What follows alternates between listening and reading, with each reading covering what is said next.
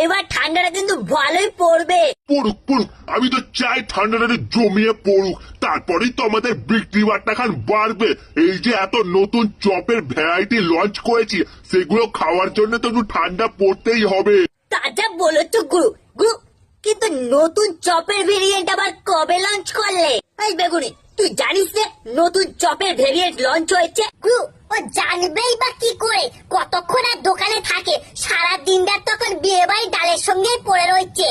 গুরু, মানে বুঝতে পারছো তো, এখন এমনিও বিয়ে বাড়ির সিজন চলতেছে, আর মানবরে আমি ডালের সঙ্গে আমাকে খুব পছন্দ করতেছে, ওই জন্য 2-3টে ক্যাটারিং ধরে রেখে দিচ্ছি। বাহ, খুব ভালো ভালো। এই বেগুড়ি, মাঝে মাঝে তো একটু ভেজিটেবিলটাকেও নিয়ে যেতে পারিস বিয়ে বাড়িতে।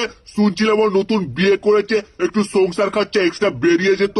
ঠিক আছে গুরু, নেক্সট কোনো বিয়ে বাড়ি আসলে ওকে সঙ্গে করে নিয়ে যাবো। গুরু, তুমি বললে না নতুন কি চপ লঞ্চ করেছো? হ্যাঁ করেছি তো। এই